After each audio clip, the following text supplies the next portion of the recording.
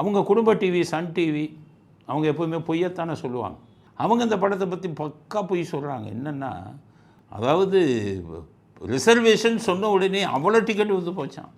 அவ்வளோ டிக்கெட் விற்றா ஏன் தஞ்சாவூரில் ஹெல்மெட்டு போட்டவனுக்கெல்லாம் ஓசியில் கொடுத்தீங்க, அந்தளவுக்கு புக் ஆயிடுச்சு அப்படின்னு சன் டிவியில் பொய்யான செய்தியை போட்டுக்கிட்டே இருக்காங்க. அதுக்கப்புறம் சில பேர் போய் ஆராய்ச்சி பண்ணாங்க. இவங்க என்ன சொல்கிறாங்க, ரிசர்வேஷன் ஒரே நாள்லேயே கூட்டம் ஃபுல்லாகிடுச்சுன்னு சொல்கிறாங்களேன்னு சில பேர் போய் ஆன்லைனில் இன்டர்நெட்டில் ஒவ்வொரு தியேட்டரையும் போய் புக்கிங் பொசிஷன், முன்பதிவு பொசிஷனை பார்த்தா எல்லா தியேட்டரும் காலியாக இருக்கும். அந்த வீடியோவை பாருங்கள். படம் சரிங்களா, நான் ஃபில்டரே பண்ணேன். ஃபஸ்ட் ஷோ ஃபில்டரே பண்ணியிருக்கேன். நான் பார்த்து மிரண்டேன். அது நீங்களே பாருங்களேன், காலி. ஃபஸ்ட்டு இது எல்லாமே வந்து பார்த்தீங்கன்னா ஃபஸ்ட்டு ஷோ மட்டும் தான். ஃபஸ்ட் ஷோவே நான் வந்து ஃபில்டர் பண்ணி இதெல்லாம் ஃபஸ்ட் ஷோ போட்டிருக்காங்கன்ட்டு அந்த ஃபில்டர்லேருந்தே உங்களுக்கு காட்டுறேன் நான். இது பாருங்கள், ஆரோவுக்கு கொஞ்சம் ஃபுல்லாக இருக்குது, கீழே மெரினா மால் காலி. அப்போ எல்லா தியேட்டரும் காலியாக இருக்குங்கிறது இன்டர்நெட்டில் வருது. ஆனால் சன் டிவி மட்டும் சொல்கிறாங்க புக்கிங் உடனே ஃபுல்லப் ஆகி போச்சு, உடனே இதாகிடுச்சு அப்படின்னு சொல்லி ஒரு கதையை கட்டி விட்டுருக்கான்.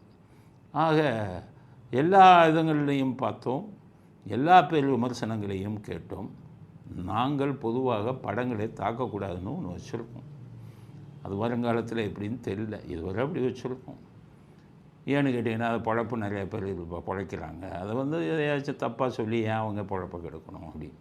ஆனால் இந்த படத்துக்கு சொல்லி ஆக வேண்டியது இருக்க தப்பான விஷயங்களை. ஏன்னா இவங்க பண்ணதெல்லாம் தப்பான வேலைகள் பண்ணாங்களே. அதனால தான் நான் முதலே சொன்னேன், கெடுவான் கேடுன்னு நினைப்பான். மற்ற படத்தை கேட்டிங்கன்னா உங்கள் படம் கெட்டு போகும்னு ஏற்கனவே சொன்னேன்.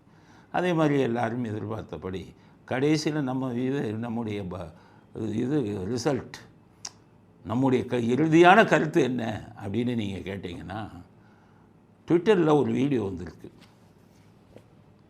அந்த வீடியோவை பாருங்கள். சங்கு வீடியோன்னு ஒருத்தவங்க போட்டிருக்காங்க.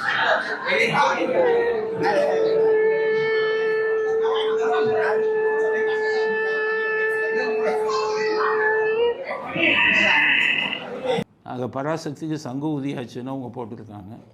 அதுதான் நம்முடைய கருத்தும்.